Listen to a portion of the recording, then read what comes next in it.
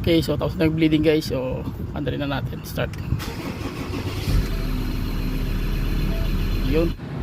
Pagpalang araw guys. Another client na naman tayo na Ford Ranger 3.2. So ang problema ayaw umandar. So rescue na lang tayo nito guys. Kasi nga kita nyo naman. Tanggal na. Ayaw ito umandar.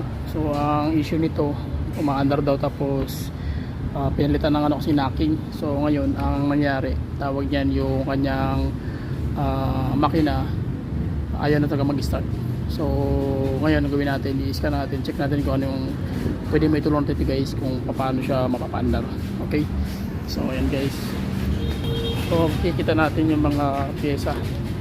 Ayan, nagpalit sila ng cover, tapos yun lang yung ginawa nila. Ito yung cover guys. So ayan. Ayun. So tara, samahan niyo ako sa basic pointers tutorials kung ano yung pwede natin may tulong sa unit nito. So tara, let's go. Okay, first move natin gagawin is check natin yung voltahe nito, kung meron ba siyang battery, kung okay ba siya. Tara. So check natin guys kung meron bang voltahe. So 12.3, okay. Malakas, 12.3. 12.2. So meron naman. So kailangan hindi yan putol kasi ito minsan putol to ni-repair nila. So naka fuse type yan siya guys.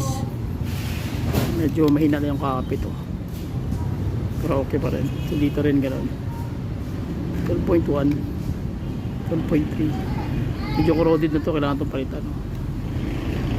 Okay, so okay pa naman.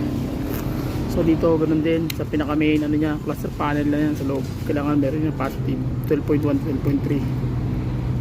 okay, so goods. So gawin natin, mag engine scan tayo guys. So basic lang ito guys, para makita nyo lang kung paano tinitira yung unit. Okay, so tara. Okay, so undergo natin ang engine scan guys. So makikita nyo yung unit. Ayan. So talagang marami. Ayan, kita nyo yung guys. Talagang ibig sabihin, talagang standby talaga siya ng matagal na panahon. Ibig sabihin, hindi na siya nagagamit. Ayan, kita nyo, sobrang dumi. So gawin natin, i-scan muna natin para makita natin yung kalalabasan. Susi.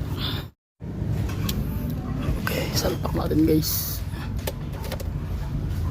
All position. Ayan. So set up muna ako ng engine scanner. So okay, ayan na guys, scan tayo. So yung gano'n pa rin ang gamit natin na guys, Ansel X700. So the best ito sa mga ganitong may mga issue, especially sa Ford Ranger tsaka sa so makikita nyo meron siyang tatawag na ayan so makita nyo yung C manual. So tara, scan na natin. So diagnose tayo. Tapos America to Ford. Yan. Tapos vehicle auto scan tayo. Yan.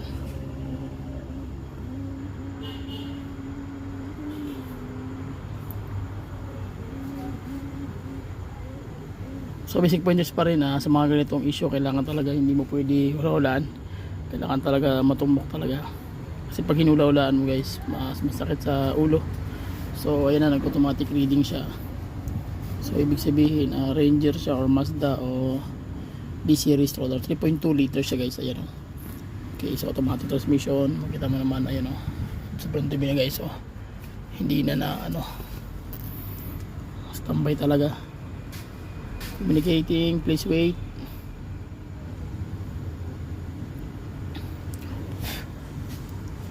So sa mga model na 2015, 2014 pataas hanggang 2019, hindi naman siya pinaprogram guys yung yung ibang mga module tulad ng ABS, yung cluster panel, tsaka yung ibang kasi nga tawag niyan kumaga simpleng lang yung nito, basta alam mo lang yung technique. So okay na, hindi tulad ngayon mga 2019 pataas, na yan, kailangan mo talagang i-program yan. ABS, lahat magtanggal ng throttle body, module, ECM, TCM, BCM, so marami guys, pwede mong so may nakikita mo sobrang dami. Ayan, nakakatakot na guys, namumula-mula. So So 21 yung kanyang ano, DTC 22. So ang dami guys. Pero ang gagawin natin diyan, pinaka basic is yung itong PCM, yung power control. Bakit nagkakaroon problema? So ayan, so ang gawin natin, red DTC tayo. Continuous memory trip, the DNS voltage key on shutdown. So okay, run the key on the engine and okay. Dito tayo sa memory. Okay. Okay. So ayan, lumabas yung ano, yung mga plug tsaka EGR gas recirculation. So ang dami guys. Yan yung mga code na lumabas. So ibig sabihin, i-check natin tong sensor ng ano, EGR, cylinder glow, yung ano, itong ano, glow plug, nagpalit na raw sila nito. So ibig sabihin bago na yan, pwede na natin ano yan, i-delete. So ito lang i-check natin, EGR tsaka tong ano, yan. And then balik tayo. So hindi natin i-delete. Check natin kung natatanggal siya ng kusa after natin tira. So dito tayo sa itong control panel. Re-diagnose. Okay. So ayan guys, hindi natin ikakat yung video para makita nyo yung ano. Okay. So ayan. May mga magagandang engine scanner, talagang ano, high end na siya guys. Talagang kakaiba na yung sistema.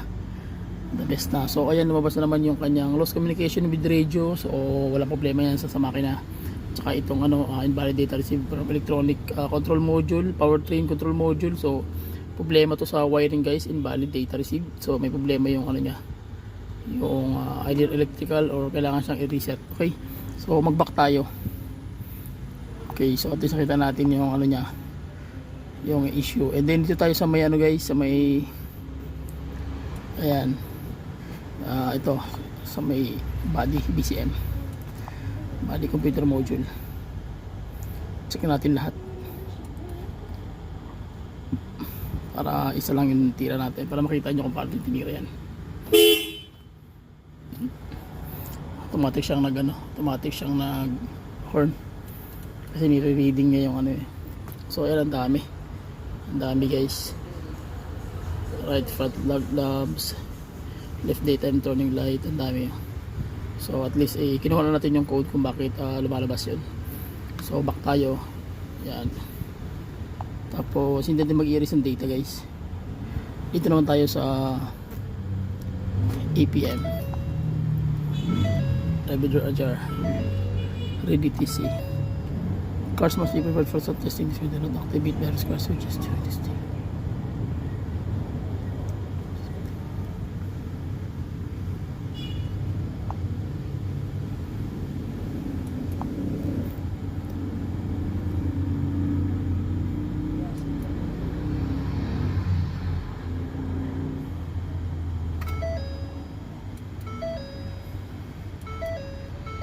So ayan na guys, lumabas yung vision system camera sa likod yan, itong reverse nya.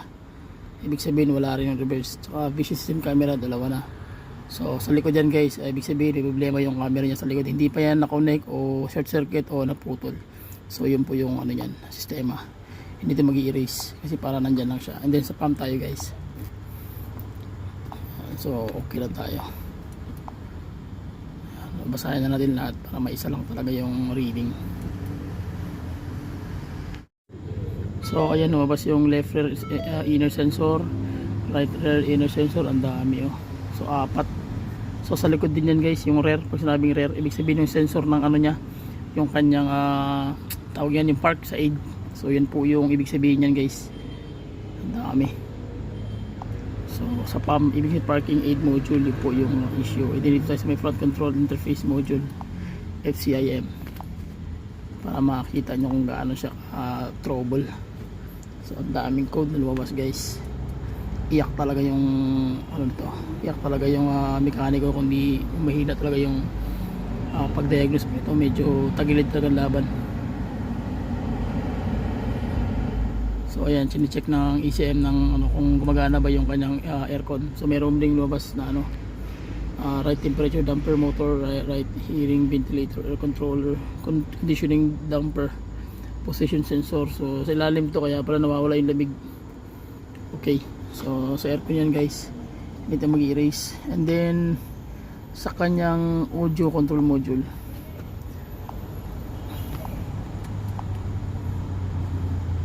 sine-check ni SM yung ano, yung ano niya, ABS nagbi-blink, ano, yan, nagbi-blink. So ibig sabihin, nire-reading niya guys yung ano, buong system.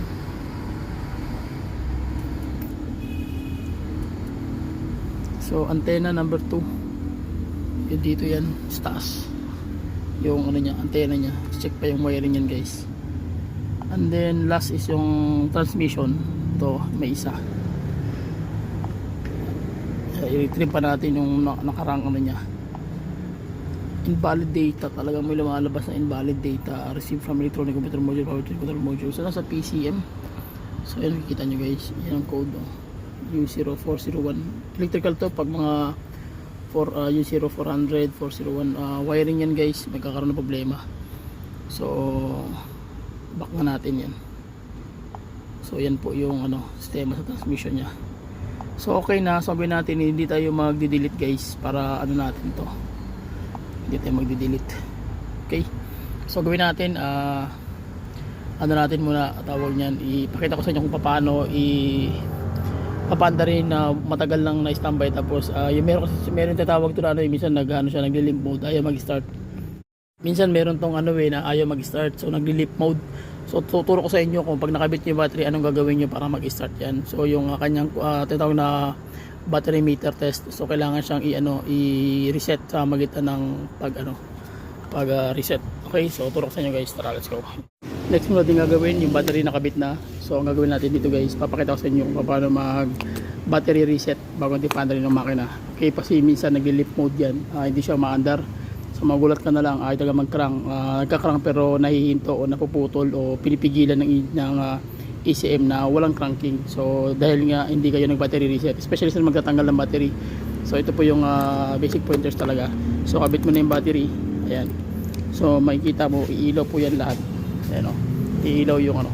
So okay, kita guys, konting pitik. Tapos higpit.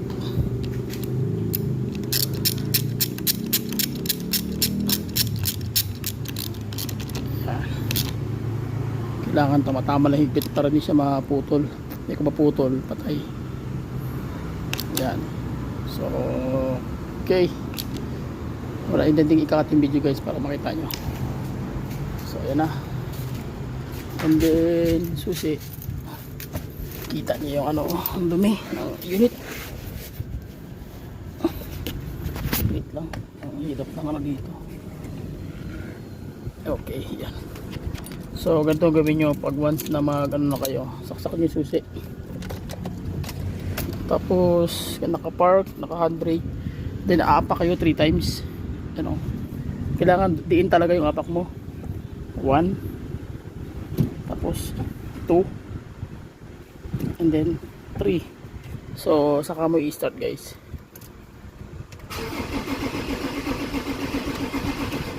Diba nakita nyo? So yun ang gagawin natin. 2, 3.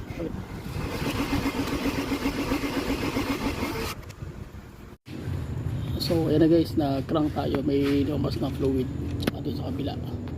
Ayan, so mas maganda talaga yung ano, tawag niyan, malakas yung ano, yung sirit o yung kanyang pressure pataas. So gawin natin yun guys, tatanggalin natin yan, tapos i-inject ano natin, tingnan natin kung malakas ba yung ano niya, yung pressure. Kita nyo wala na siyang hood, so ibig sabihin talagang ano to. Ayan. So inject natin, tapos check natin kung lalabas ba yung fluid, yung fuel. Okay, kailangan malakas yung ano, pressure mula dito.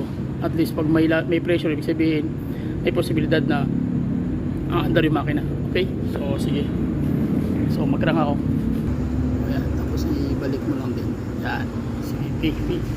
Pag sabi ko P, ito. Sige, P.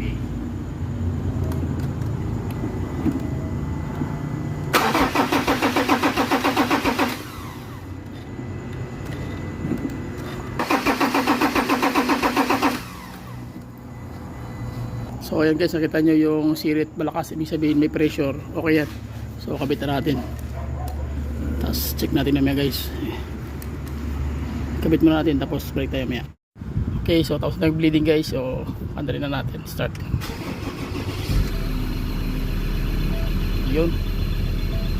So may kita mo si manual kasi nga marami yung ano, at sa mandar yung makina. So muling nabuhay na guys yung engine.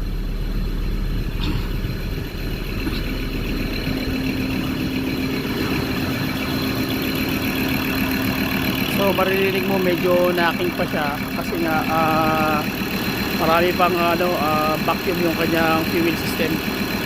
Okay, so at least nakita nyo kung paano ko tinira. Basic pointless lang yan guys. So yun lang. So please share my video, subscribe to my YouTube channel. Bye bye and God bless. See you.